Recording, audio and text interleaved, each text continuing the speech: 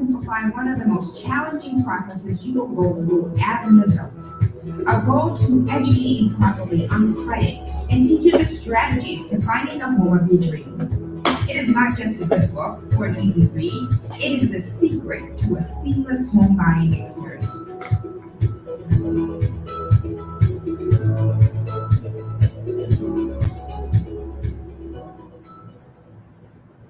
You are now listening to SparkFM.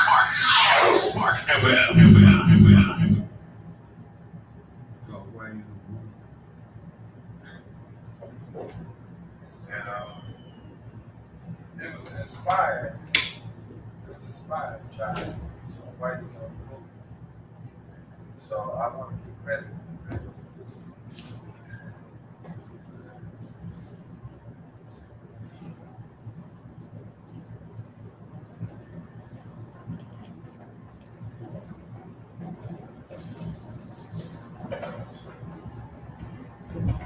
A rat done bit my sister Nell with Whitey on the moon. Her face and arms began to swell, and Whitey's on the moon.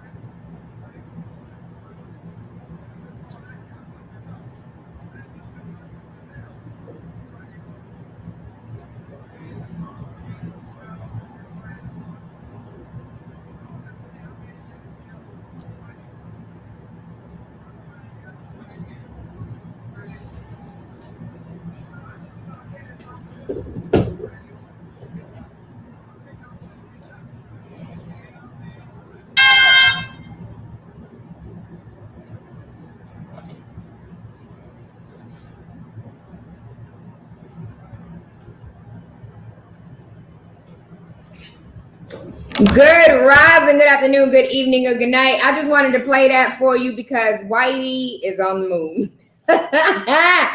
Yo, all the things that are going on in the earth. And when that came out in 1970, and here we are still talking about the things that Gil Scott-Heron was talking about. And Whitey is on the moon. Actually, it's two of them fighting back to back to try and get on the damn moon. But y'all get what I'm trying to say. Good rising, good afternoon, good evening, or good night. Yesterday, we were in the building, but life is so effing real. Can we please talk about life beings? Can we please talk about folks? Can we please talk about these folks? Today, we are talking about accountability, responsibility. Hey, good rising, Reginald Roberts. Accountability, responsibility, and taking ownership for your efforty. And so there are too many times that we got too many people in our lives that don't take accountability, responsibility for a damn thing. And so today we're going to talk about it. And maybe they don't know how to take accountability and responsibility for the things in which they do. And so we're going to talk about how you can learn how to take accountability and responsibility for you and your household and for your youth-dem, because it doesn't make any sense for you to be out here in these streets not teaching these babies how to take accountability and responsibility for their actions. And so without any further ado, that is the topic that we will be discussing today. And of course, the news that you should know, because there is a lot going on, including Whitey on the moon. And so Whitey on the Moon, Gil Scott-Heron's poem, resonates even more in 2021 as billionaires race to space. The classic poem touches on many of the same socioeconomic issues that still exist more than a half century after the first astronaut left Earth's atmosphere. And here we are again with the same issues, the same problems, and Whitey's on the moon. And so I don't know if that might be the word of the day, honestly. Really quick, I want to give a shout out to All Aces Inc. Their news and diversity, racial equity news is all about, it's all Black everything. And so I want to give them a huge shout out because that is our sponsor for the news that we should know. A gunman is dead after open firing and injuring 2 cops as U.S. Marshals served a warrant near Baltimore Mall. The 2 Baltimore police city officers were shot and a suspect was killed as a United States Marshal Task Force served a warrant outside of the mall Tuesday rising. A Baltimore County police spokeswoman stated that the police officers were taken to the University of Maryland Medical Center with injuries that aren't thought to be life-threatening. County police spokesperson said that the suspect was hospitalized elsewhere. Police tweeted shortly afterwards that the suspect is now dead. I would not say what I believe or want to say, but I think y'all could get the gist. I don't think he was going to live much longer after shooting 2 police officers. Could have, but he did not. We are not afraid of Abbott. Texas runaway Democrats are saying that they're willing to go to jail and are prepared to stay in D.C. for a month to stop the voting rights bill being passed after flying on a $100,000 private jet. The Texas House member Trey Martinez Fisher said that the group of lawmakers who fled Texas are ready to wait out the remainder of the 30-day session in Washington. Fellow state lawmakers Jasmine Crockett also told reports that they are not worried about Governor Greg Abbott. They said, we ain't scared of Abbott. This is the risk that we are willing to take in order to stand up for democracy, said Martinez Fisher. When they asked about the potential law enforcement coming after them, a group of around 60 Democrat lawmakers from Texas broke quorum to avoid voting on the 2 GOP voting laws that they opposed. The private jet cost $100,000, but Martinez Fisher said it was privately funded and that he took money from his own campaign fund for the hotels. Abbott said lawmakers are being arrested when they return to Texas, and state House members will consider Tuesday whether or not to arrest their colleagues because they are willing to stand up for democracy and say, hell nah, we will not go. What's going on, Mike Nice? Good rising to you all. We got interns in the building tomorrow, so I'm really excited. And then they will be live with us on next week. And then we will forever have interns and we can be able to pull things up on the fly. I'm really, really excited. A NASA asteroid explorer called Lucy is in honor of the Beatles and will carry the words of Albert Einstein, Carl Sagan, and Martin Luther King Jr. into space. And so NASA's Lucy mission to the Trojan asteroids will bring a plaque that will act as a time capsule. The quotes of Carl Sagan, Albert Einstein, the Beatles, and Martin Luther King Jr. are all on it. It has an image of the solar system as depicted on October 16th, the launch date in the original trajectory of the craft. The asteroids are fossils from a formation and evolution of different planets. The object of the mission is to study the asteroids to learn more about the solar system and the origins of the planet. Does nobody else care that we have no effing clue what the hell is in the ocean, but we are ready, set, go exploring the air, the space? Does nobody care about that? The fact that we have multiple Bermuda-like triangles around the globe that are energy fields and energy vortex, we have not studied those. We do not have a complete understanding of them. Any plane, boat, any object that flies, sails over the Bermuda Triangle ends up DEAD, dead. We have no knowledge of why this takes place. There's another one in Northern Africa, off the western coast of north, south, east, on the eastern coast. That's real life. On the eastern coast of Northern Africa, there's another triangle that's another energy grid type situation.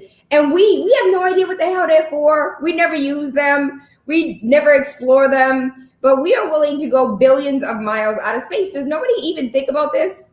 Why? Why ask why? Because I got questions. Hey, interns are awesome. I cannot wait. I am super excited. There we are. Interns are awesome. I can't wait for that. Good rising. How are you? Spades, J Spades. What's going on, Mike Nice? We know nothing about our own planet, or the fact that there have been speculations for years and years and years that there is a whole inner Earth. Janet, you know what? What up, Janet? What up, boo? You got a whole nother, you're on Stitch. That's what it is. Hey, Janet. Janet is my boo. Janet was the original intern. We do not, there's so much about our own Earth that we have no understanding of, and I'm wondering why. Nobody cares to know why on Earth we don't want to explore this thing that we're on, and so we will continue to have Whitey on the moon and billions of dollars being spent in outer space. The FAA gives Jeff Bezos the Blue Origin approval for the first human space flight. They use space as a distraction. You better say it, Reginald Roberts. Blue Origin's approval for the first human space flight on July 20th that will send him, Wally Funk, who will beat John Glenn to become the oldest person in space, and 4 others into orbit. I want to be a part of that. I want to go into space. I want to have 0-point gravity real quick. And so the firm had to verify its launch vehicles, hardware and software worked safely. The FAA confirmed that the hardware and software met regulatory requirements. Jeff Bezos and his brother Mark from the Wally Funk and 3 others will be on the flight. I wish that was I. I wonder, can you go, where is it in Alabama, to the space station? And there's one in Florida. Can you go there and experience 0-point whatever gravity? I wonder. Janet, can you look that up for me? Are you able to, as a citizen, are you able to do a 0-point gravity? Good rising, good rising. Zion, how you doing? Kraft macaroni and cheese needs to go have several seats. They are now ridiculousness, creating a ice cream in the flavor of macaroni and cheese. First of all, we don't want the high fructose corn syrup, dye number yellow, dye number 8, macaroni and cheese flavored ice cream. That's not what we asked for. We asked for us to have, can we please have the European version of macaroni and cheese? And for those who do not know, there is the Food Bay on Instagram. Love her. Please follow her. So she goes through different food products and goes through the ingredients and shows the difference between the ingredients here in the United States and the ingredients overseas or in UK or in Africa or in Costa Rica. And for those who do not know, Costa Rica is so amazing. They do not allow Monsanto in the country. The entire country is shut down to Monsanto. So there are no genetically modified foods in Costa Rica. There are, and there's a few other scattered countries as well that does not allow Monsanto to be there. And so Monsanto has their hands all in Kraft macaroni and cheese, but that is neither here nor there. And actually, another huge company is McCormick. So a lot of your seasonings are not what you think they are either. Just throwing that out there. Kraft has teamed up with Brooklyn-based ice cream creamery Van Leeuwen to create the limited edition delicacy, and I please taste it because I'm good. I'm feeling lactose intolerant just thinking about it. The macaroni and cheese flavored ice cream is being sold online for $12 a pint via the Van Leeuwen website. Social media reaction to the cheese flavor was swift and horrified, with many users accusing the brand of trying to ruin ice cream. A handful of people confessed that they would be brave enough to try the macaroni and cheese ice cream, but the majority gave it a hard no. One of the things that I would also like to add is that I forgot what the hell I was going to say, mid-sentence. Oh, shoot. their Daily Mail editors put the new flavor to the test and were pleasantly surprised by the sweet taste, with some comparing it to salted caramel. However, it was noted that there is a distinct Kraft aftertaste that's a little too similar to the macaroni and cheese, and people were like, nah, we're good. That's what I was going to say. What macaroni and cheese is it? Is it Auntie with the fat back arms, or is it the one you get at any and all white-owned establishments? Because if it's the white-owned establishment, how I make Kraft macaroni and cheese, I don't know. Actually, I lied. I make Annie's macaroni and cheese with organic pasta. I don't do the Kraft. We haven't done Kraft for years. And the first time, going back to 2006, when I was doing my whole little research on that situation, we stopped using Kraft macaroni and cheese back in 2006 and converted over to, for the longest, I only made macaroni with literal cheese, and not American. Like, there's no such thing as American cheese. We use cheddar or provolone, or mozzarella. And so that's how, for the longest time, the kids had macaroni and cheese, was like literally macaroni and cheese. We never did the boxes. And then when Annie's came out with like the organic and real and this and that, and had very few to no words on the ingredient box that I couldn't read or understand what it was, that's when we switched over to Annie's. So, hey, Bill, how you doing? So Janet said there's a company called Zero G that lets civilians experience zero gravity. Janet, if you're available, how much is it? How much is it to experience zero gravity from a company called Zero G? That's interesting. You know what? I love you so much, Janet. I appreciate you. In other news, a Kansas boy, 3 years old, dies in a dentist's office while sedated to have his teeth pulled. A 3-year-old boy in Kansas died during a dental procedure after about 30 minutes of being sedated with anesthesia. Abigail Zapata was getting several teeth pulled due to a gum infection. The child was transported to Wichita Hospital after his cheeks swelled and his pulse began to slow down during the procedure. CPR was performed on the child before he was taken to the hospital, where he was pronounced dead. The family was unaware of any allergies and is currently awaiting the coroner's report, but claims medical reports show he did not have any allergic reaction. Police have said that there have been no criminal investigations underway as of yet. Could you please imagine taking your baby to go get going to the dentist and never coming home? That's insane. $7,500 for 5 hours. What the hell you gonna do for 5 hours? Can I do an hour for 500? Yo, for real, Janet, what if I wanted to do? There's always risk in surgery. You're right, Bill. You're absolutely right. There is risk when it comes to surgery. That one I'm not willing to take, though. You gonna make me think twice about Baby Rain going to the dentist. Dr. Fauci admits a third COVID jab may be needed across the board, but as far as the World Health Organization is concerned, they're saying this is absolutely ridiculous. Like, we still have countries that have not received their first COVID shot, and you're talking about people now need a third one and a booster and another one and another one. And so I want to give a huge shout out to Haiti first and foremost, because Haiti has not received one COVID vaccine, period. And aside from not receiving one COVID vaccine, they have the lowest infection rates as well as the lowest death rates, yet have not received one COVID-19 vaccine. And so Dr. Fauci said that the third COVID jab may be needed across the board in the future after meeting with Pfizer's bosses, who are now pushing for a booster to counter the Indian variant. And so I want to know, are you willing to get a booster? If you already got your shot, are you willing to go out and get a booster? And every year or every 6 months, are you willing to go out and get a booster? Do you think now we're going to start seeing like the COVID shot when you're in the hospital, you give birth? Not only do you get all of the other shots that babies get, but the COVID shot as well. Do you see us moving in that direction? That was a real question.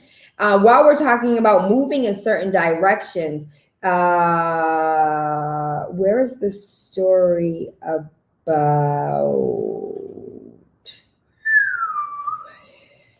Your president is saying that he is for people. The White House reveals that President Biden will support local vaccine mandates by different cities, companies, and universities, but won't use a federal vaccine passport. This is very tricky, and I want you to be mindful of the words that are being used. Mike said, I hope not. Bill said he did the first and second, but he will never do it again. Bill, whatever happened? Did you ever have a magnet? He said, Bill said the magnet did not stick, but we did have somebody who inboxed us a video of someone who got the COVID-19 vaccine, and that same day they put a magnet on the arm and the magnet stuck. Where y'all at? Can you resend me the video? Because the way that it was sent to me, like I couldn't replay it. I could just watch it. So send it to me so I can replay it. And so the White House press secretary, Jen, said that President Joe Biden certainly supports private sector, local governments, and colleges enhancing the vaccine mandates. Biden has maintained that there will be no federal level vaccine passport. That assurance comes as 8 GOP states have barred the so-called passport in public and private sectors at a state level. Dr. Fauci on Sunday said that I have been of this opinion and remain of that opinion, that I do believe that the local level there should be more mandates. The federal vaccinated levels have plateaued at 68%, and Biden has reportedly run out of ideas on how to get hesitant Americans to get the jab. So if you are a hesitant American and you are hesitating whether or not, it was Bill, that was you? You sent me the video of the people at your job? Reginald said, I don't live in fear, so I will be passing on all COVID vaccine jabs. Bill, if you sent me that video, can you please send it again? Because when you sent it in Instagram, it allowed me to view it, but I couldn't replay it. Yes, since we're not trying to work hard and getting rid of the virus, Zion is willing to get his booster shot. Thank you for sharing, Zion. Thank you. Because honestly, these are all questions that you don't have to answer. Why? Because they are protected by your HIPAA rights. And that's exactly what you can tell your employer when they start asking you questions. Bill is now looking for that video to resend us so I can go ahead and resend it to you or show you guys the individual who had the COVID-19 shot, and the same day they went ahead and put a magnet on his arm and it stuck, so they say. Janet said, not sure if I would take shot number 3. So I assume you took shot number 1 and 2. A Florida doctor, 63 years old, accused of leading the plot to assassinate Haiti's president. As it is revealed, he arrived on a private jet before the shooting with intentions of taking over the country. Coup d'etat, coup d'etat. And so Christian Emmanuel Sisson, a Haitian doctor who is based in Florida, was arrested in connection with the Haitian president assassination. He recently entered Haiti on a private plane with the intentions of taking on the Haitian presidency. The Haitian National Police said in a statement on Sunday, he is the 3rd person with U.S. ties to be arrested in the murder. Sasson is accused of being one of the leaders of the assassination by recruiting CTU Security, which recruited the Colombians who carried out the hit. 3 men are claiming to be the leaders of the Caribbean country, which has plunged into chaos and has been in chaos. And honestly, for the past 5 years, if you let my Haitian mother-in-law tell you, she's not really my mother-in-law because I'm not married, but she is my mother. If you let her tell the story, Haiti has been in disarray for decades. And the only people who should ever go there are mercenaries who are trying to do God's work, who are protected by God himself. And so I have not been able to make it to Haiti because she was like, no, you cannot go. They will kidnap you. You will not have no kids. They will not have a mother. You cannot go. And so I personally have not gone to Haiti because she has scared me half to death to think that I'm going to be kidnapped. But it is so beautiful. And all of my friends that have gone, that have posted videos and pictures, it is the most beautiful country ever. And I love it. And the food's amazing. Right. As far as reports are concerned, like the Parliament, so they don't have Congress like we have here in the United States. They have Parliament kind of set up like overseas, the UK. And so Parliament has not been in session for over a year. Since COVID happened, Parliament has not been in session. So right now there is like, it's damn near martial law, complete and total chaos. According to reports, again, I'm not there. I don't have boots on the ground. If you have friends and family that are in Haiti, please give us the update. I would rather have reports from people that are there rather than mainstream media who are going to tell us all of these falsified stories about what's actually going on. Hey, BCR, peace and blessings to you. Hope all is well. We are talking about the news you should know. I'm going to run through these articles because we're coming to the top of the hour. We're going to play some bills, and then we're going to talk about responsibility, accountability, and taking ownership for your actions, which people have the hardest time doing. Elon Musk warns that Tesla drivers should be paranoid about safety and stop relying too much on their assisted driving technology when using the full self-driving beta 9 software. And so Elon Musk is telling you, listen, we ain't figured this out yet. It's called self-driving, but it's in beta version. You should absolutely be paranoid. Do your due diligence. Keep your eyes on the road. Do not fall asleep because we ain't perfected this technology yet. And so I thank you for the honesty. And if you guys remember, I've been reading stories about Tesla's mishaps this whole year. The fact that their touchscreen, which is literally their entire car system, was freezing on people. They also had a shock problem where the shocks weren't properly working. They were like, it's because Chinese drivers can't drive. And they were like, that is not what the problem is. Like, you guys definitely have a recall. Y'all need to recall these vehicles. And Elon Musk is like, not going to happen. We're not doing it. And even government officials have called for Elon Musk to recall on some of these issues that are taking place with the Tesla, and he refuses to do it. So I do foresee a class action lawsuit coming in the near future. Oh, Bill, you can't find it. They're going to be somebody else who get the vaccine. Can you throw a magnet on them too and take a video of that? That's real life. I really do want to see this for myself. In other news, we already talked about Texas Democrats. I went ahead and chartered a $100,000 flight, took themselves all the way to DC and said, we ain't scared of him.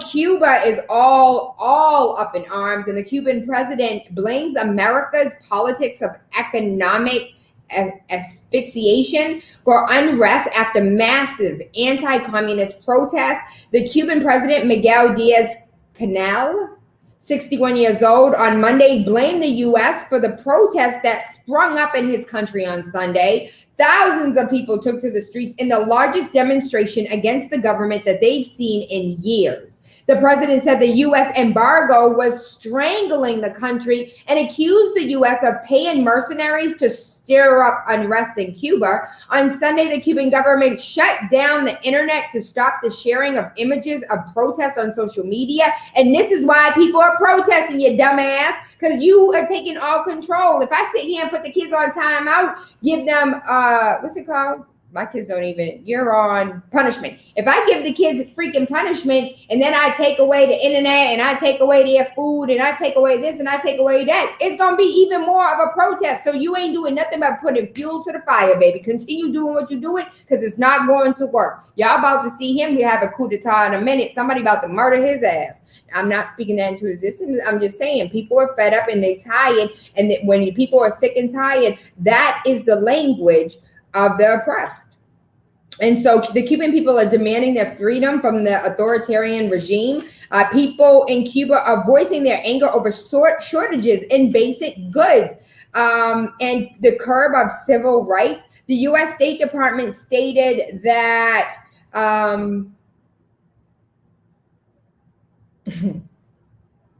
they were being criticized because they were like,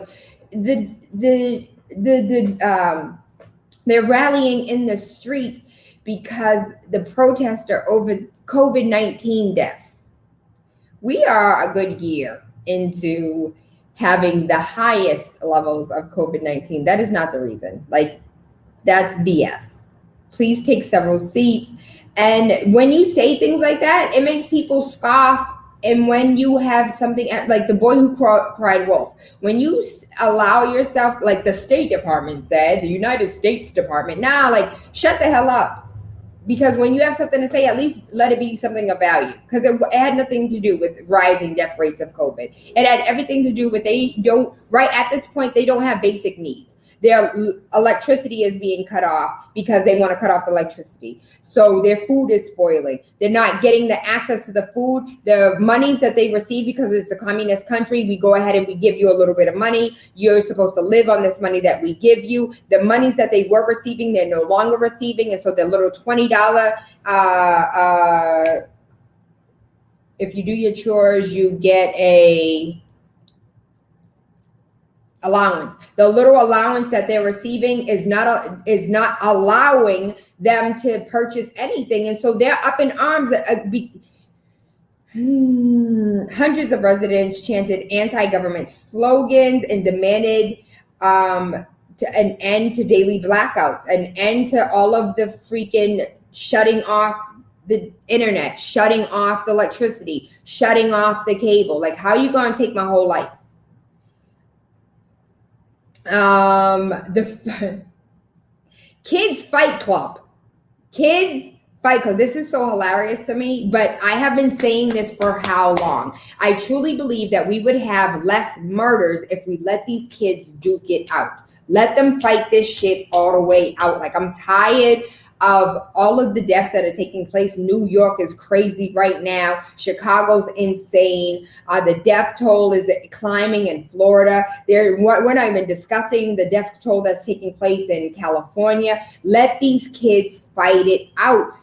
I think we would have a lot less deaths. And so right now there's a kids fight club, and moms and dads are going to watch while their children ages 5 to 7 engage in full-on fight fest after school in a Brooklyn park. So members of the Greenpoint Fight Club meet almost daily after school in the McCormick Park in Greenpoint, New York. The club has less than 10 members with up to 4 competing at any one time. It has fueled fighting between parents in the areas, with spats erupting online in local Facebook groups.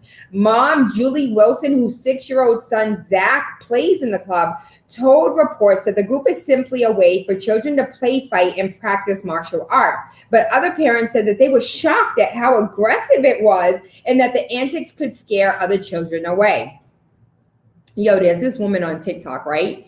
And so I think she's Russian because she does an amazing Russian accent. But she was talking about, I'm going to pay a bill. I'm going to see if I can find her children Boris and something. And she was just like, what's happened? The little boy is crying. What's happened? And the kids are like, we built bunkers to have a snow fight. He got in the way. He got hit in the face. And the parent and the mom's just like, well, that's your explanation. And the parents just like, oh, I'm calling the police. She was like, okay, Karen. And it's a white woman. It was the funniest thing to me, but it really goes to show, like, our kids are so effing soft today. Y'all remember having after school fights and going home and not telling your parents? It was just a fight. And then y'all talk about it in school and it was over. Not today. That's in a whole assault and battery. Everybody got to go to jail. Let these kids effing fight. More than 800 manatees starved to death in Florida in the first 6 months of 2021 as the algae boom destroys the seagrass bed that they feed on. And so I don't know if you guys know, but I am a huge wildlife fan, and I truly believe that the World Health Organization ain't shit, because if they truly were, then we would not be cutting down the trees that we have. We would be growing more hemp in order to make up for the, because hemp absorbs a lot of the CO2 and grows 4 times faster than trees, can be used as toilet paper, as regular paper that we write on. And if we truly, what's going on, The Truth? I have been on SparkFM We moved at all production, all video, but I felt like I was missing a lot of y'all and y'all were missing me. And so as far as Instagram, YouTube, and Periscope are concerned, we moved everything to SparkFM's platforms. And so I ain't been nowhere but here doing my job, how I do it, right? But it's just been on a completely different platform, just so you know. And so I do care about 800 manatees dying and starving because of the algae. Again, going back to the conversation that we had last week about the coral reef being the equivalent of the Amazon rainforest. And so 50% of our CO2, 50% of like the air that we breathe comes from the Amazon rainforest. But yet the World Health Organization is allowing us to cut down trees. The World Health Organization, because you think about World Health and you want to think about just like, oh, vaccines. I think about World Health. It's the health of the whole world. If we cut down trees, we can't breathe. We're going to be like the Indians waiting in line for 8 hours for a little tub of CO2.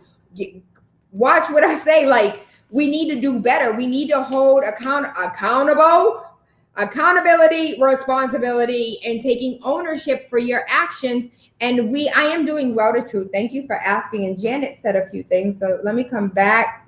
Yes, let these babies shoot the fair one. Exactly. Hemp as clothing as well. And so for those who do not know, we can have an entire show about the textile industry and how much water we waste making a shirt. One shirt takes up so much money and so much resources, so much electricity. Like, we spend a lot of our resources in the textile industry and don't even know it because it's not something that we're aware of.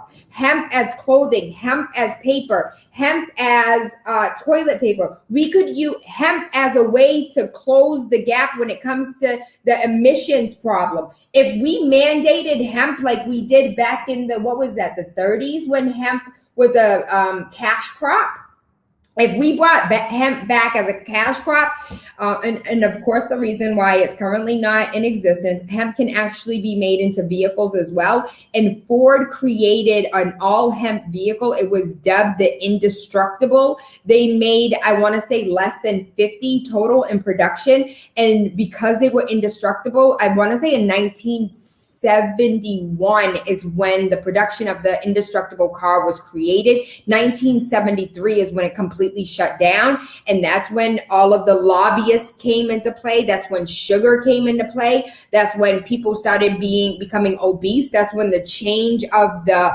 vaccine schedules, like the 1970s was all types of effed up.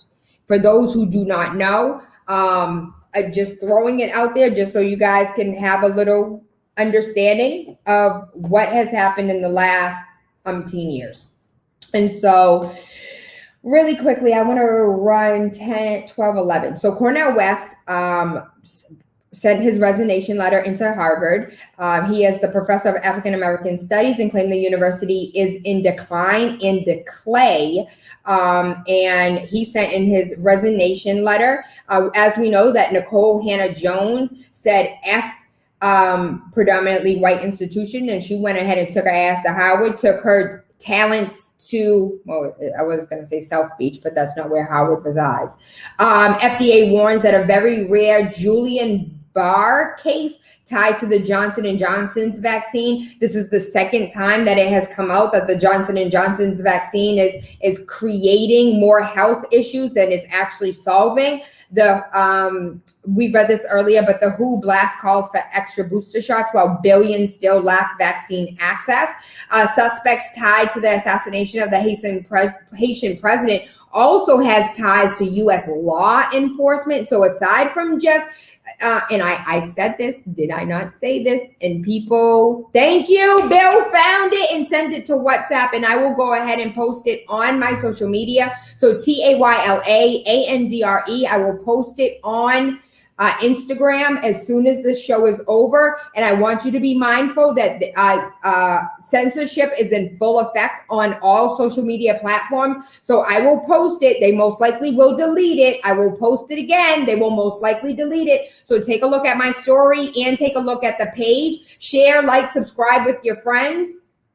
And what I was saying, like, as far as at least One of two Haitian Americans arrested was an informant for the U.S. Drug Enforcement Agency, aka the DEA. Other suspects were also FBI informants. This comes as the U.S. delegation on Monday returned from Haiti after meeting with the Haitian's interim Prime Minister Claude Joseph, as well as Ariel Henry, whom Moisey had appointed as Joseph's successor days before he was killed. Dozens of suspects have been arrested, including Colombian mercenaries who were reportedly recruited by Miami area security firm called the CTU Security, run by the right-wing Venezuelan. But I need you to understand how this is all interconnected and how the United States has its hands in many pots. Also understand that Haiti was one of the countries that told the government to go sit on something and go kick rocks because of the vaccine that they tried to give them. And they were like, listen,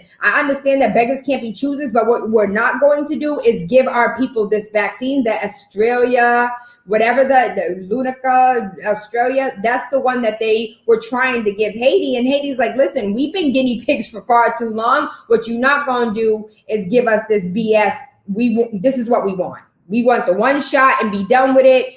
And them and Tanzania were both two different countries that told the governments to go sit on something while they demanded fair and equitable vaccine access. 32 are killed across South Africa in protests that erupted after jailing the former president. In South Africa, at least 32 people have been reported as killed in as several days of police and protesters clash. On Monday, South African President Cyril Ramaphosa ordered soldiers to the country's two most densely populated provinces after crowds ransacked retail shops in Durban and Johannesburg. The protest began in response of jailing the former president, Jacob Zuma, who was charged with contempt of court for refusing to testify in a probe of high-level corruption. But the protest quickly refocused on poverty and growing economic inequalities during the pandemic. And if you have been following what's going on in South Africa, there have been many reverse. Okay, so during the apartheid, many Black people had their land stolen from them, and white folks came in and said, we are Christopher Columbus, this is our land. And in the recent years, Parliament has come back and said, listen, it was illegal how you got this land, and we're taking it back. White farmers were getting their ass whooped. Families were getting shot up. Families ran talking about, we want our land, we want our land. And the South Africans are like, yo, go sit on something because this was our land first. You stole it during the apartheid. It's not rightfully yours, Christopher Columbus. And so there's I just want you to be mindful of what the hell is going on in the world. Just because we have a lot of BS taking place here in America, I need you to know there's so much more going on overseas that we're not paying attention to. Janet said, that's how I feel about hearing about Guyana, because it's Guyanese in Guyana, receiving the Russian Sputnik vaccine. If you truly just take a look at the world and what's going on in the world, you will see that the United States has her greasy little hands in everybody's pockets. Guatemala protest demands resignation over the president for mishandling the pandemic. Like, presidents, parliaments, governments across the globe are in complete disarray. And if I can speak to my soul is like, yo, the new world order is coming. They see that governments are unable to do what governments are supposed to do. It's going to be a convention type in the next 5 years. There's going to be a Geneva Convention type situation where all the countries come in and say, listen, we need to all be on one accord. This new world government is new world order is a whole nother thing. Really quickly before we wrap up and get to accountability, responsibility, and taking ownership. The clerk, do you remember the Black man who was on Night Court, who played Mac the clerk, the tall Black man on Night Court? He died at the age of 75 years old. He died in his home due to cardiac arrest and cancer. And so I did not know he was born on November 9th, 1945 in Houston, Texas. Robinson was best known for his portrayal of the cardigan-wearing Clark McIntosh, aka Mac Robinson, on Night Court from 1984 to 1992, who was an easygoing Vietnam War veteran. He was probably one of my favorite characters on Night Court. Dan, how I remember Dan's name. He was such a chauvinist and a sexist. And so where would Night Court be playing? Janet, I know you know the answer. Where can I watch Night Court? Because I actually enjoyed Night Court as a kid. You know, when you were always with the U.S. always try to save the world, Bill, but we don't be trying to save the world truly. What we be trying to do is take over that motherfucker. We be trying to take over, but we do it in like a humanitarian fashion. Like, we're trying to save you. What resources do they have? What can we steal? Hey, yo, grab that over there. Grab that over there. We're going to take that over there. No, we're here to help. We are absolutely here to help. What do you need? Hey, yo, you don't see that over there in the corner? Go pick that up and go take that back to the house. Like, we're assholes. We are complete and utter assholes. We come in with a smiley face, but behind our back, we get a whole knife and not even a knife. What them things called when you take out the pin? Grenade. Because we blow-ish up afterwards. We ain't leaving no prisoners. Deuces. We done took everything we need. I forgot where I watched it. It was a white man who was talking about third world countries aren't poor. They're resource rich. Why do you think we enter into them and take all that they have? They still show Night Court on MeTV. I don't have cable, Janet, so I'm going to have to look up how I can get access to MeTV. Hopefully it's free. So I'm going to go ahead and pay these bills. When we come back from paying these bills, let's talk about how we can usher our friends and family into accountability, responsibility, and taking ownership for your effing actions. And so I am we'll talk about that after we pay these bills, because that's a whole soapbox I could stand on for hours.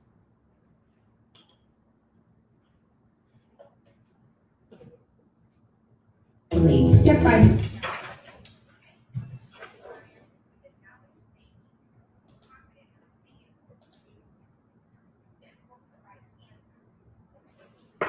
Hey baby, how you doing?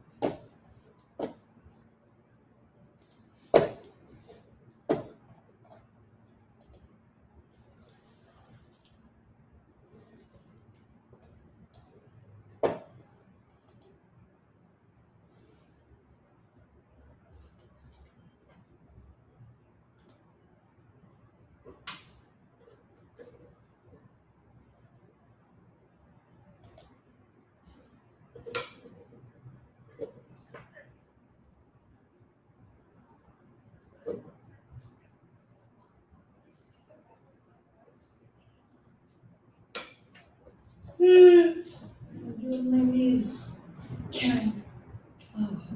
Misha, Sergey, you have exactly one opportunity to tell me what happened to Hunter. Simple. Sergey and I had constructed bunkers on the other side of the field. And we blew airphone as to one of the children that this was my hotspot and epic snow battle was about to commence. In the heat of snowball battle with Sergey and I, Hunter slipped past our barriers and simply got hit by crossfire. Simple explanation. Your child is incompetent. You little monsters. So you're just raising future criminals.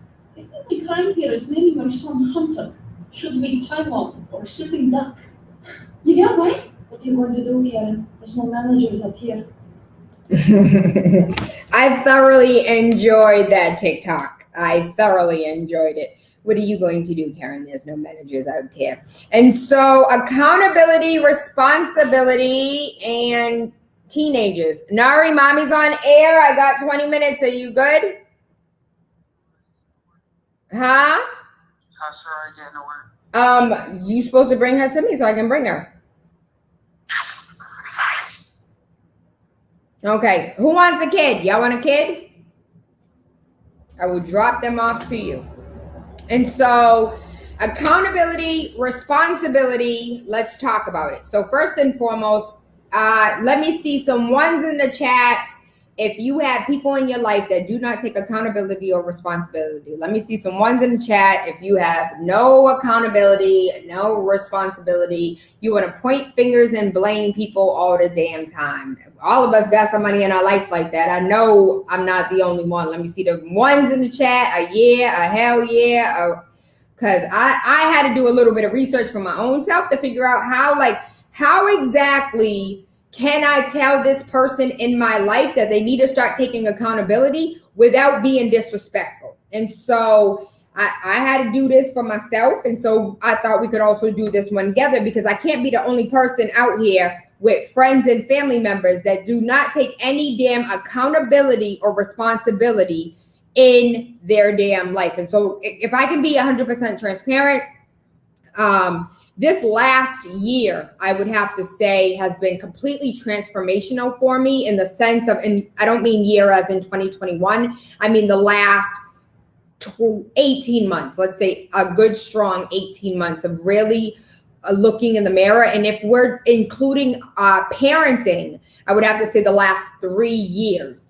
And so starting from 3 years ago, I came home angry, mad, rah, rah, rah, Momzilla style, and dug in the kid's ass.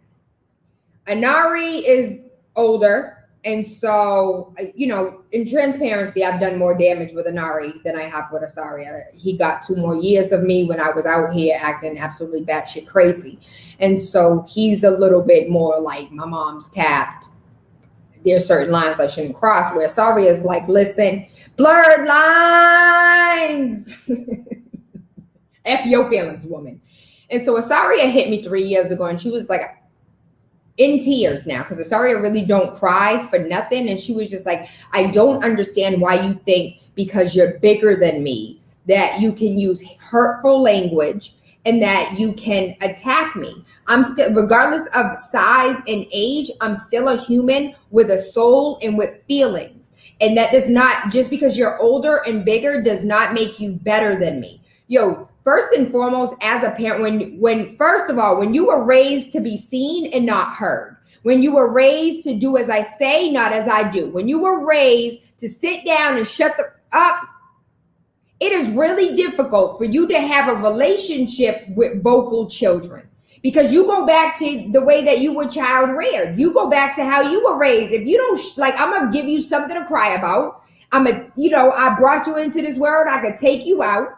So it was really difficult as far as accountability and responsibility for me to take ownership that as an adult, me being a grown-up, I do not have the right to do all of this name calling to a child, to do all of this self-esteem, to build your insecurity. If anything, I'm here to build your security, not promote your insecurity. And as parents, we don't understand how much damage we truly do raising our children the ways in which we were raised. And it's just like, well, my parents beat the shit out of me. I'm fine. My parents name called me. I'm fine. Truly, you're not. Most of y'all need therapy. And when I say y'all, I'm absolutely looking in the mirror. And so that was my first bout of accountability and responsibility, is acknowledging the fact that just because I was bigger, older than somebody did not give me the right to speak crazy or to conduct myself in a manner that I like. You don't like it when I yell at you. You don't like it when I name call you. Why do you think it's okay for you to do it to me? And I had to really sit with that. It was so difficult. My ego hurt. My feelings were hurt. As an adult, I felt disrespected. But when I took my ego out of it, I took my parental hat off and looked at it from a human to human perspective. It was extremely difficult for me to acknowledge how much damage I was doing by the name calling. And mind you, I'm not even a strong name caller. Like that's not even what I do in fights with grownups. Like the whole name calling thing ain't, I know you are, but what am I? Because at the end of the day, I recognize that whatever I feel like you are is truly how I feel about me. And so when you do a little work on self, you see things a little differently. And so the accountability and responsibility and taking ownership for the way that I was making my child feel was the first time it really hit me in the face that it's time for me to do something different. Like I had to make a change. Didn't know what that change looked like, but every day is a struggle. And I'm still working on this. We still have conversations on a regular basis. Like, listen, when I told you that we get the dishes done, mind you, you asked us to do the dishes at 6 a.m. and it's 6 p.m., but the dishes will be done. And so it was just like, Mommy, you don't have to come home and yell at us. We know the dishes need to be done. We just got out of school at 3:45. We took a break. We ate a little lunch. We watched a little TV. We were going to do the dishes, but you came home, rah, rah, rah. Now we don't even want to do the dishes. I can't even be mad because that's exactly how I am. When I get ready to do something, I'm going to do it. But just because you want me to do it now, I ain't finna do shit.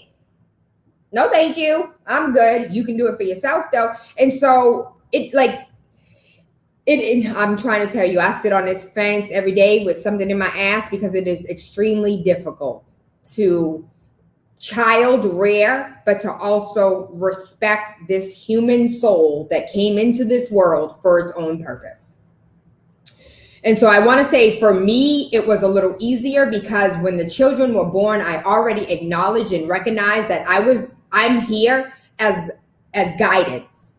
When you came onto this earth as a soul, as a being with your own purpose, that has nothing to do with me. I am here to guide you narrowly to where you are supposed to go, in the ways in which you should go, and however you take that path, I'm just supposed to guide you on the little yellow brick road. And then from there, however you go is not my business. And so it was a little easier for me to transition into having conversations. So I'm less likely to have a screaming match or a yelling match at my children today, opposed to where I was 5 years ago. And especially 3 years ago after Saria very clearly stated, just because you're bigger, just because you're older, doesn't make it right for you to mistreat me. And at the end of the day, there were times where it had absolutely nothing to do with, oh, you weren't listening, so I had to remind you. It all had to do with the power and control of me as a parent, wanting that power, wanting that control, do as I said, do and do it now, instead of recognizing that I am dealing with actual human beings and to treat them as such.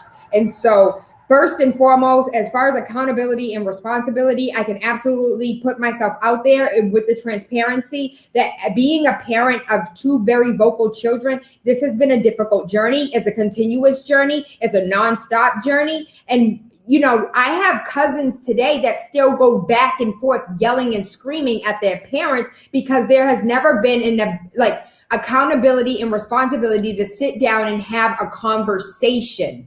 And so as an adult, you over here screaming at your kids screaming at you, and you screaming at your parent because ain't nobody sat down and learned how to communicate.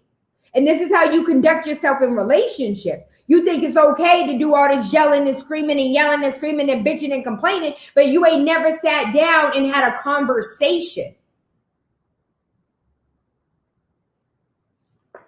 And so taking responsibility and taking accountability, what is personal accountability? The management side of accountability says being willing to answer for outcomes resulting from your choices, behaviors, and actions. When you are personally accountable, you take ownership of situations that you're involved in. You see them through and you take responsibility for what happens, good or bad. You don't blame, you don't finger point, you don't but if the other person, but if you didn't, but you made me, that right there, you are not taking accountability, you are not taking responsibility. If you can sit there and point your finger and say, this person made me do this, or this person, if you didn't do this, I wouldn't have done that.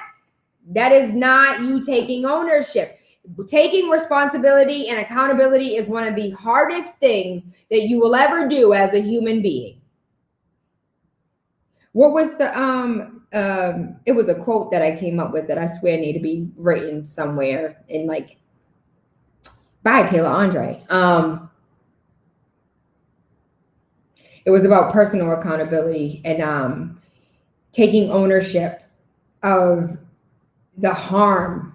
Because sometimes we're like, well, you said this thing and it really hurt me. Well, I didn't mean it like that. And just because I didn't mean it like that means you shouldn't have took it like that. Taking ownership for how your words and your actions affect other, taking ownership of the harm you cause is a level of accountability that many of us aren't even ready to discuss.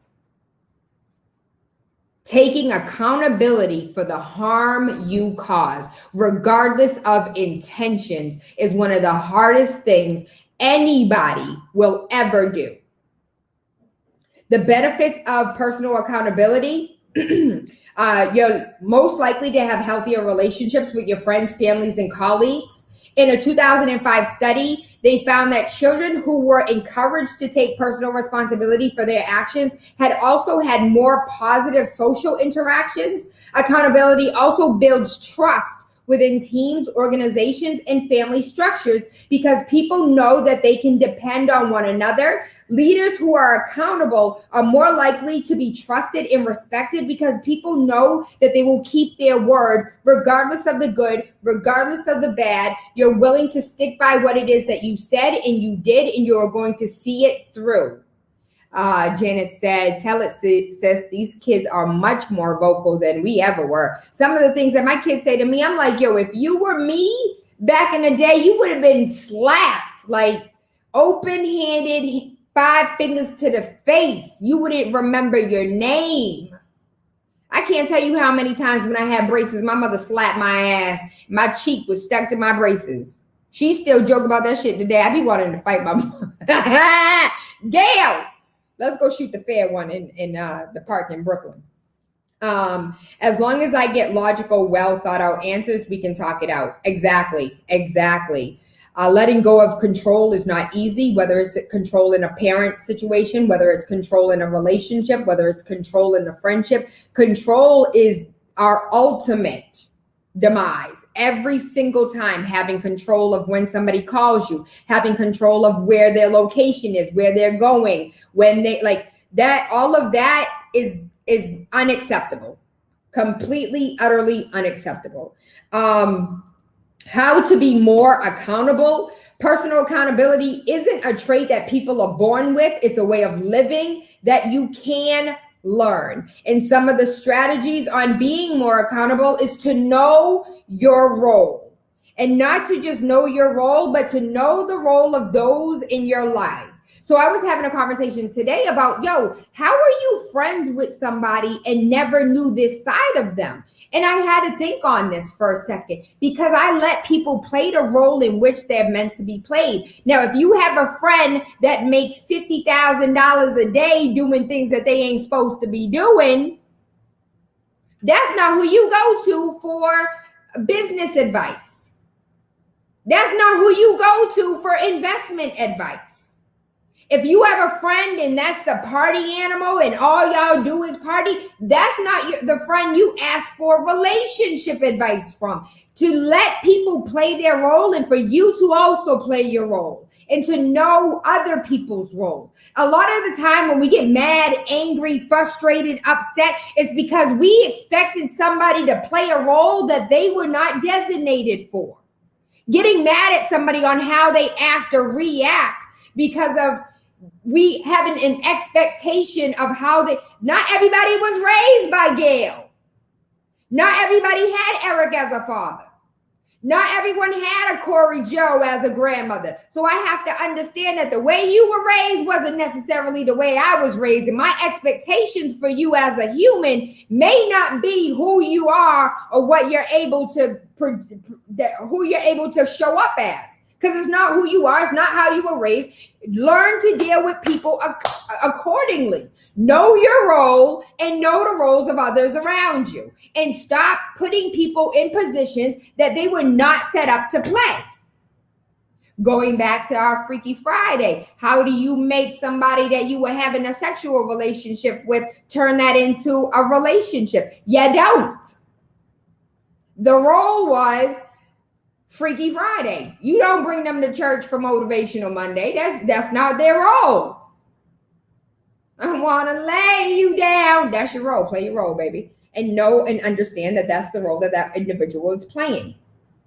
Just like a job sets out a job description, sets out your task clearly, if responsibilities are unclear within a team structure, and I'm using this as an example because you can use team in any aspect of it. You can use team when it comes to family. And when you take a look at, for those who do not know, I was online for AKA. I did not cross because of they looked at my current GPA. I was taking 2 4-credit classes, and one of those 4-credit classes was disputing the Tao, which was the baseline of the religion for the Asiatic religion, the Tao. And in this class, one of the most fundamental things that I learned was the hierarchy of the family structure in the Asian community. And in the Asian community, the elder, regardless, I don't care if the elder ain't never did a damn thing in their life, ain't never accomplished a damn thing. The elder of the house is who runs everything. From there, they migrate power down to where the big sister tell the little brother what the F to do, and you better do it because I am your elder. There is a hierarchy, there is a structure, there is a role, there is a team.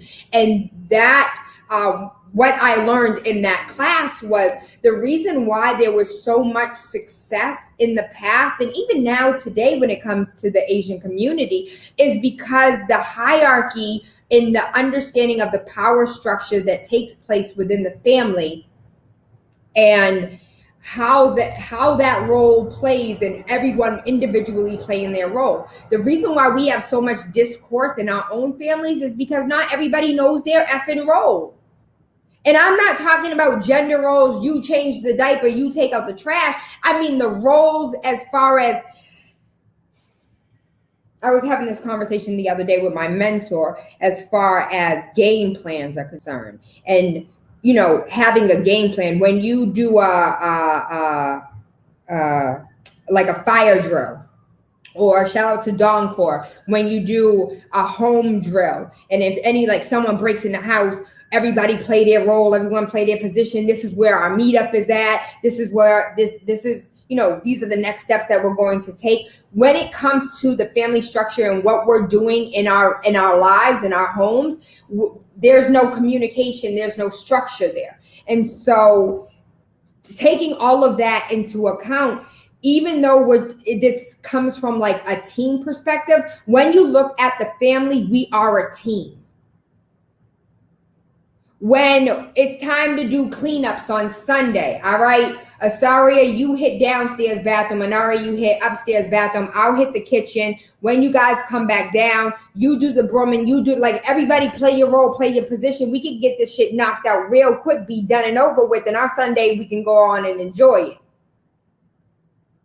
Knowing your role is so important, and understanding the role of others in your life.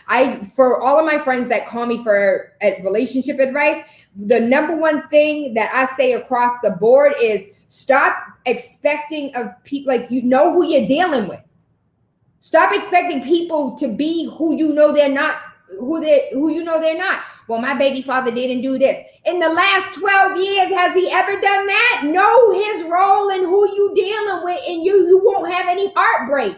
You won't be disappointed if you know who you're dealing with and how to deal with them accordingly. Be honest. Lord have mercy. Do you know how much things in life could have been avoided had we just been honest? Been honest about the fact that I'm just trying to sleep with you, baby. I really don't want it for a long-term situation. Just be honest. I'm here part-time. I don't want no other roles, responsibilities. No, I can't do it. No, it's not in my job description. No, I'm not going to take it on. Being honest in your relationship. Can you pick me up from the airport? Actually, no, I don't want to wake up at 6 a.m. and bring you to the airport, so I'm not going to. 15 minutes, Poppy. You reimburse me because I don't think we're going to make it if we try to take lessons and trainings to your job. That's why I woke you up and told you to make it happen. I didn't remember that. Okay.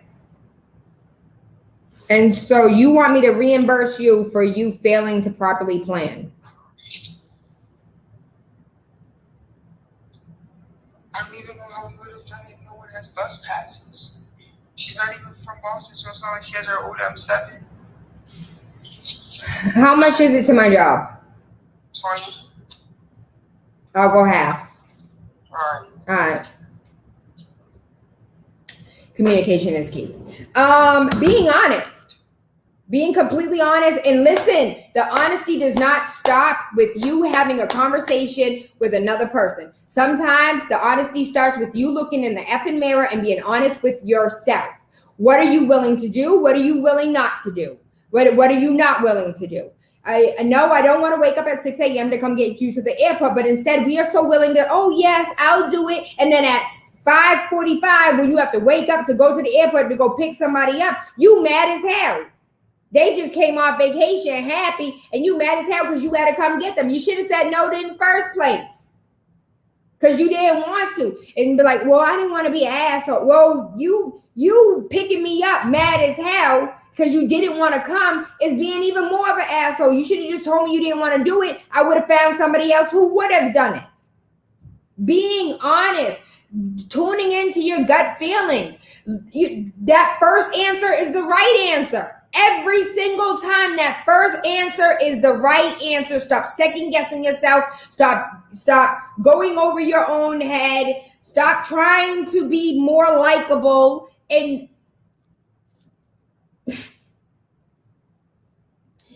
Hobbyson, I used to think Hobbyson was the biggest asshole until I stopped trying to be a people pleaser. As a Taurus, it's automatic for me to be a people pleaser. I'm also the oldest child, and so I have remnants of that people pleasing. And so once I stopped people pleasing and started using no as a complete sentence, people start treating you real different. You start being, listen, people will stop asking you to do stuff real quick once you stop being a people pleaser. Once no becomes your complete sentence, all these can you do, can you please, you know what you can do for me, all those come to an end. Because people like, Tayla ain't finna do this. Tayla gonna say no. Don't ask Tayla. You don't even waste your time. Be honest.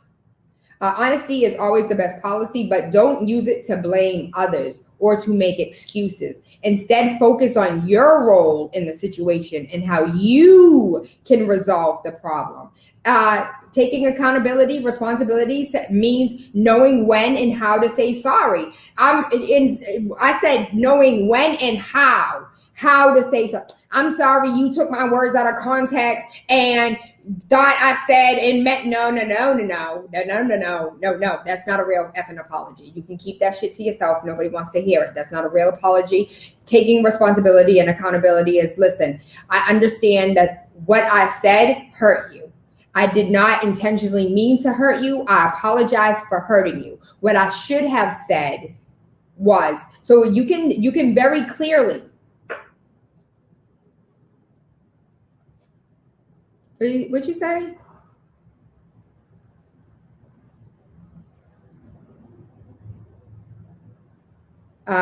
Yes, explain that, please. I'm sorry I used the N-word, even though it was the gas, not the N spelling. Yes, I could have guessed it because it's more electricity being used. There is a lot of censorship. I totally agree with you. That word no changes things for others. Yes, it does. Letting go of control is not easy. And so saying sorry, I think apologies have, like, so many people like, oh, I'm late, I'm sorry. Or I'm like, you saying sorry, not sorry, that whole sorry, not sorry situation, I was in love with it, because as women, we tend to too many times say sorry for things we should. Oh, I'm late. I'm sorry, I'm late. No, I can't do it. I'm so sorry, I can't do it. Like, no, you don't always have, not everything calls for an apology, but knowing how and when to apologize is true leadership. Leadership in a family, leadership in a friendship, leadership in any capacity, in all capacities that you have. Be aware of the legal implications of saying I'm sorry. In some countries and state, this can be taken as admission of liability. If you get into a car accident and you come out of the car and you're like, oh, I'm so sorry, I'm sorry, I'm sorry, that automatic, like, that's written in a police report, and it's read as if you knew you were at fault and you apologizing. Don't come out of a car accident and talk about I'm sorry, because your ass is 100. You just admitted admission that you in some way, shape, or form are at fault. Overcommitment, going back to accountability, responsibility, not doing overcommitment. When you take on too much, something is going to fall through the cracks. You are going to drop balls and you are going to let somebody down. Instead of saying yes to everything, be mindful of what it is that you have on your plate, and going back to specifically when it comes to work, but at the same time, accountability, responsibility, being mindful of what you're putting on the plate of those around you. And if you are, like, for instance, my kids tell me this all the time, like, Mom, you told me to do the dishes, you told me to wipe the counter, you told me to clean the floor, I'm going to get the broom, and you trying to tell me to do something else. Like, I need you to stop and just let me do what you already asked me to do before you ask me to do more things.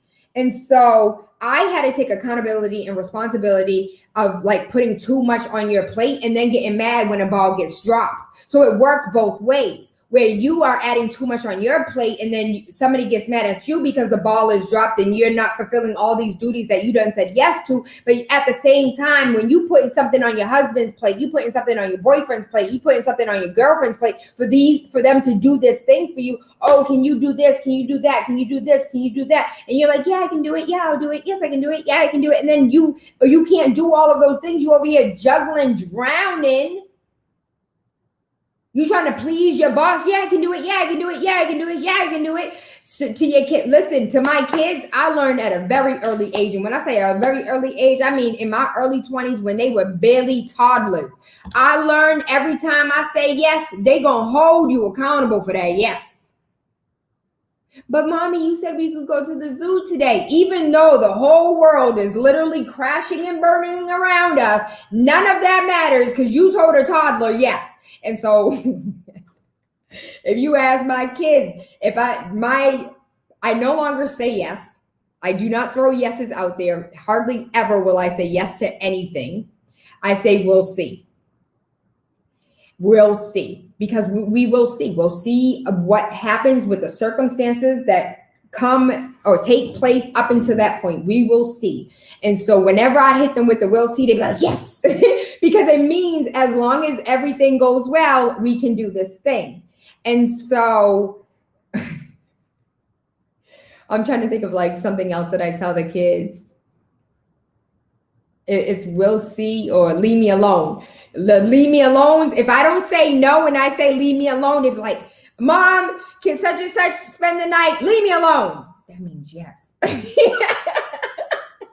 don't get on her nerves. And it means, yes, okay, so let's go back downstairs. So it just like, don't overcommit yourself to anything. Stop overcommitting yourself because you're frustrating yourself and you're frustrating others. And do not expect, when you keep throwing stuff on other people's plate, do not expect for everything to get done, and understand that some balls will get dropped. I want to come back over here to the comments really quickly.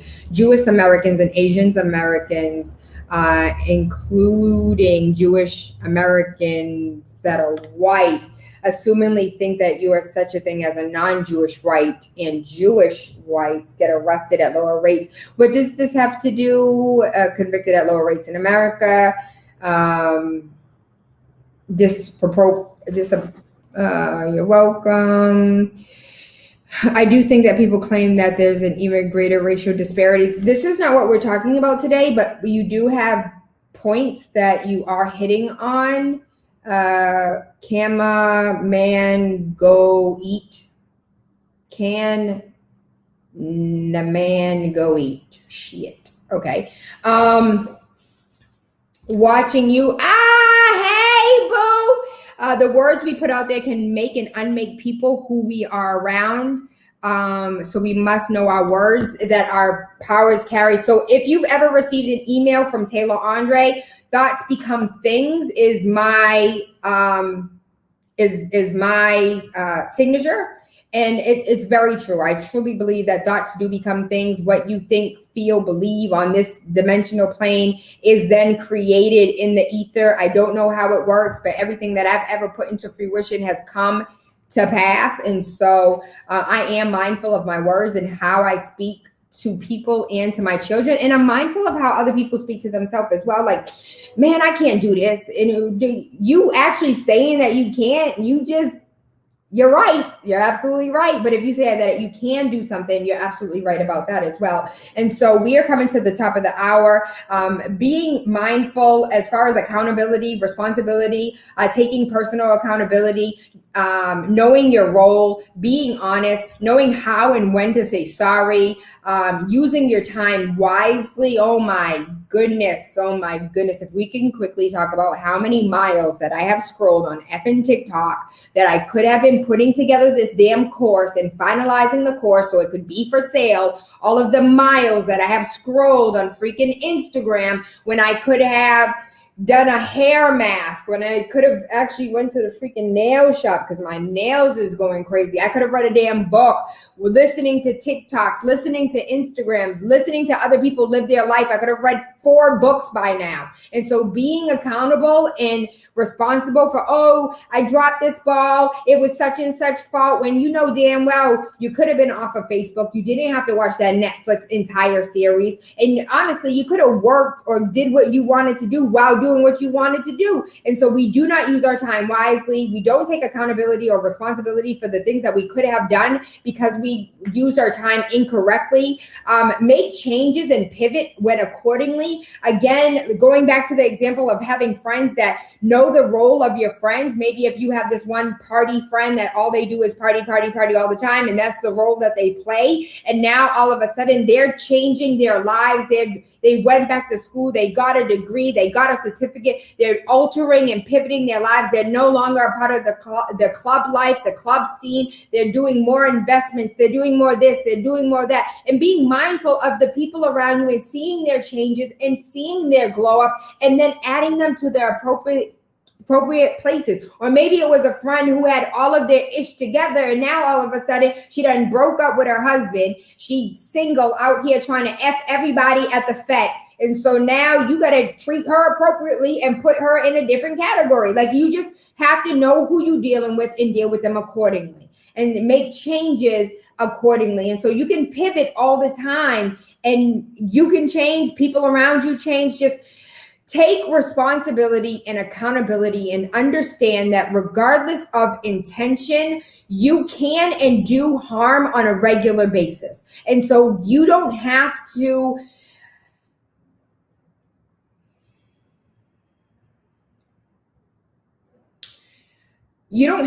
apologize for the things that you said, but you can apologize for the ways in which you said it, which were harmful to the person that you were saying it to.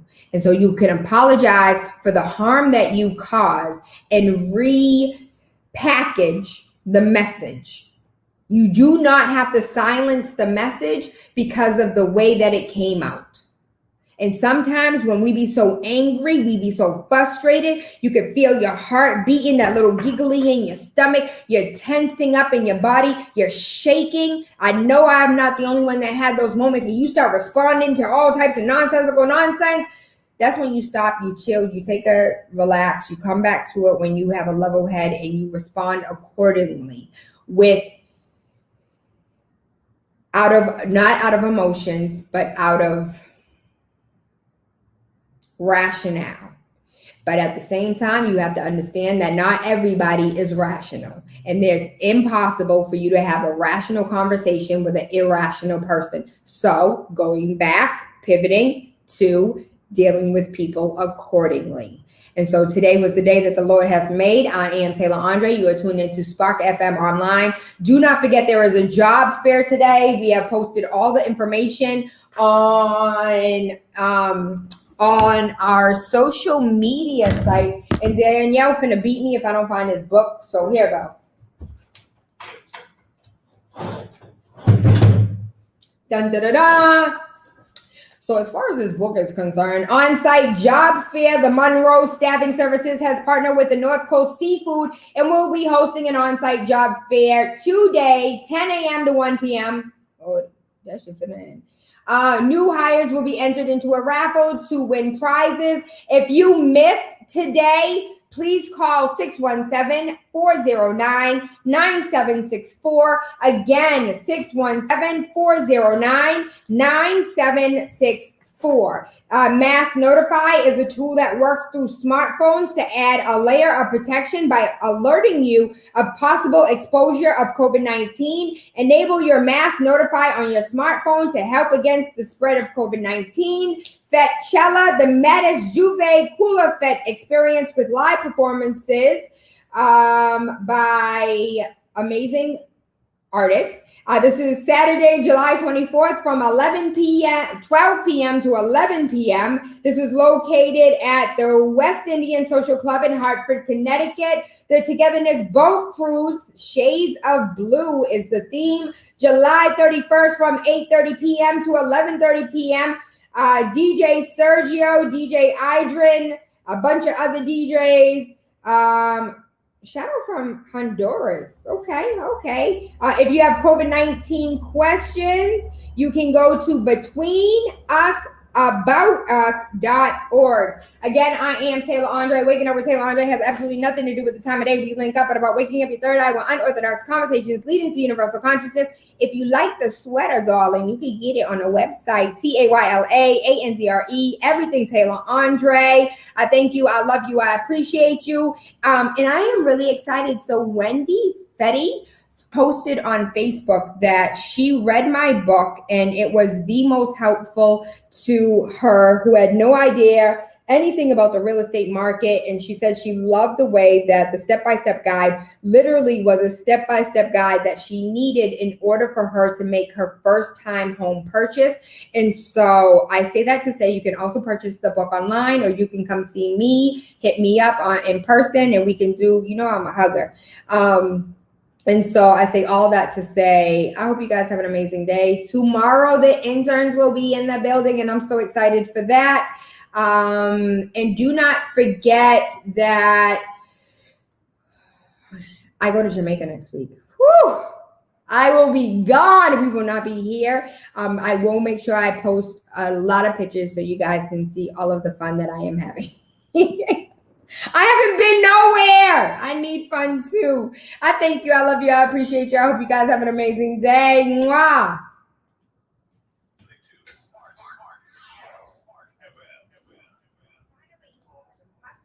Step-by-step guide that will equip any first-time home buyer with the knowledge they need to confidently make informed decisions.